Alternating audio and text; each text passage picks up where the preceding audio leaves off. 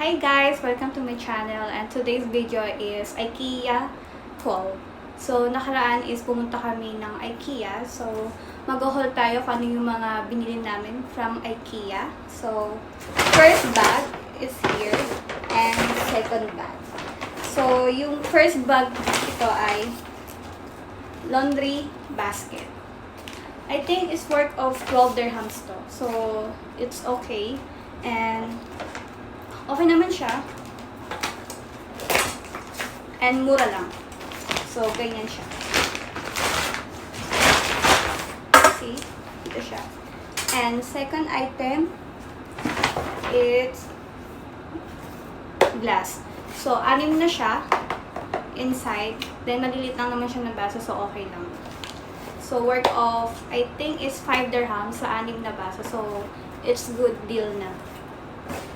And then, ito. Dustpan at maliit na walis. Para sa CR. So, unboxing ko na rin siya. Kasama ng haul na to. Matigas siya.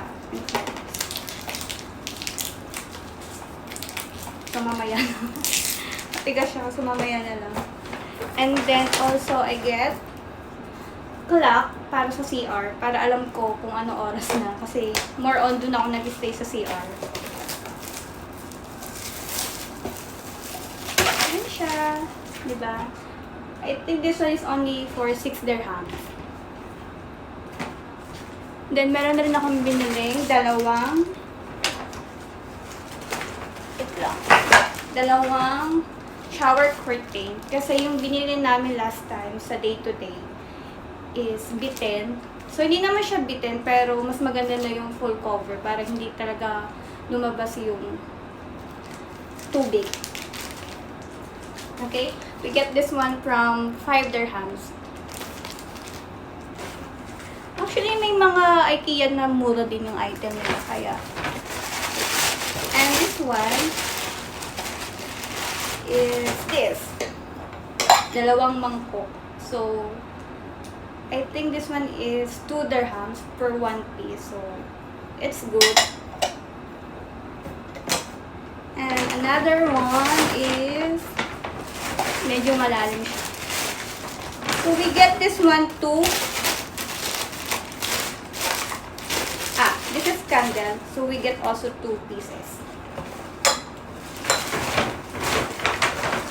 And then, 2 suso. No, 2 mangkok. So, rate din niya is 2 dirhams. Diba? Mura lang yung nabili ko. And this one,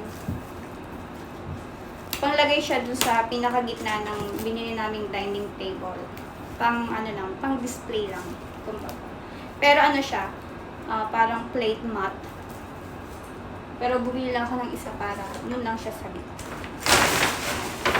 And then, of course, the curtain rack or curtain na pinapangsabit. So, ito is, I think, is 5 dirhams only.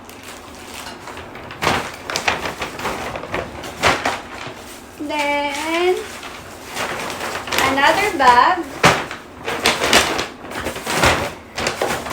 So, laganan siya ng kutsara. Kasi yung binili ko last time, masyadong malaki. So, hindi ako satisfied. So, bumili ito kung yung isa, nalagay ko na sa kabila. Kabilang cabinet. Diba? Worth of, I think, this one is 5 dirhams only. Okay. And, 2 tasa for coffee. So, bumili lang kami ng 2 din. Kasi 2 lang naman kami dito. So, I get 2. Then, bumili din ako ng doormat. Ito, sobrang ganda. Saka mura din. So, bumili ako ng 2. Kasi nakaraan na lang akong 2. So, bumili ako ng another one. Para may palitan sila, diba? So, I think this one is only 9 dirhams. And 2 sleeper pang loob. Diba? It's only 5 dirhams each. So, it's not really bad. And ito nga yung sinasabi ko na another candle. So, sobrang bango niya. So, gagawin namin ito sa CR. Para kapag, alam nyo na, naglalabas tayo ng masamang loob. Yan. Para mabango yung CR. Ito siya. Ang bango-bango yun talaga. And then,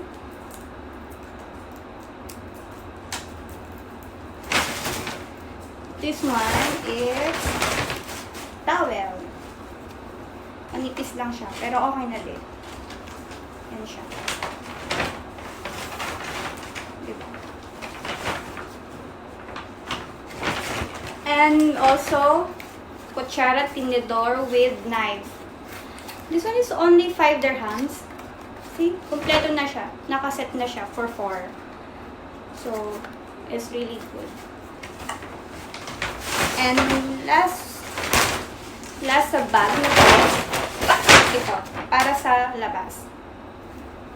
Doormat siya sa labas. Then, after namin mag-IKEA, bumili kami ng something sa ibang lugar, which is dapat pupunta kami ng day-to-day, pero napag-decide namin na dyan na lang sa malapit. Kasi konti naman bibili namin. Ang importante bibili namin is yung laundry, something na sampayan, baga. So, hindi ko na siya ipapakita. Papakita ko na lang siya kapag na-assemble na kasi sobrang bigat niya. Hindi ko siya kaya. Pero I try. Ipakita sa inyo. Ito siya. Ito siya. Ayan. So, ito. So, ito yung binili namin. Kasi ito lang talaga hinahanap namin. Meron kami nakita sa IKEA pero ayaw ko ng ganong design. Kaya, mas prefer ko ito. Kaya, naghanap kami. And then, so pinuntahan namin, meron siyang tinatawag na everyday day gift, which is ito siya. Kasama nung laundry or yung sampayan. So, bumili lang kami ng ito. Ang cute niya, nakita na lang ako. So, ilalagay ko lang siya dun sa may CR para accent lang. So, dito, sa gilid. Tapos, bumili din ako ng glue stick. Kasi wala na akong stock nito, so bumili din ako. And then, yung para siyang socket. Para sa maramihang na pwede mo siyang gamitin for maraming saksakan. Ayan. This one is only 14 dirhams. And, last dito sa plastic na to is bumili ako ng light para ilalagay ko dun sa mirror, sa may sa may salamin sa CR para dun kasi ako nagme-makeup. So, para meron na din siyang light, di ba? So, magaling lang siya kasi kailangan lang siya ng ito, USB type. So, yun siya. So, di kuryente siya. Yung pinakalas na binili namin is yung dining table is pagka na-set up na, bibidyohan ko na lang siya at ilalagay ko siya dito sa video kapag na-assemble na. Pati yung binili namin sampayan. So, as you can see guys, ito yung luma namin pero papalitan ko siya ng clear one, yung nabili ko nga sa IKEA.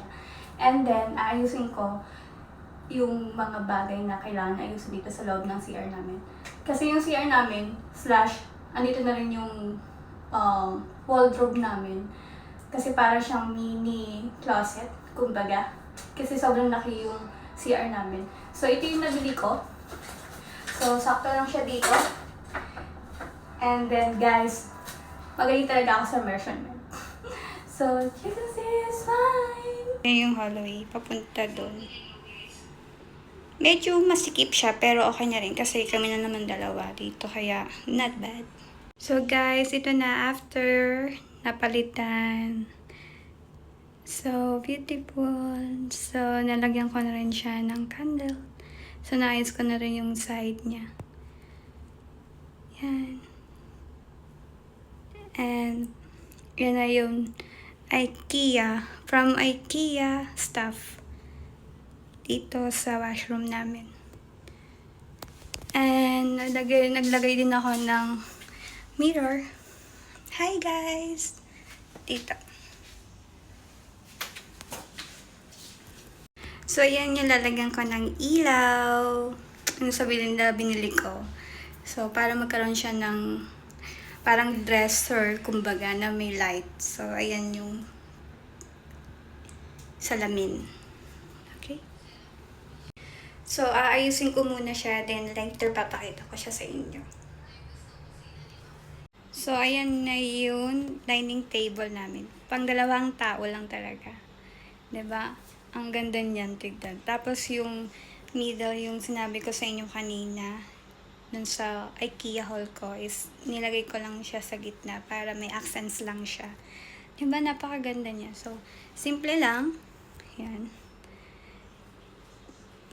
Pero napakaganda niya tingnan. Ayan na siya. See? Ang ganda. Napapalitan niya ng kulay. So, ayun na. Okay na. So, ipipix ko pa siya ng maayos. Pero ang ganda niya, guys. Sobrang ganda. So, guys, yun lang yung IKEA haul namin. So, salamat. And see you for the next one. Paalam!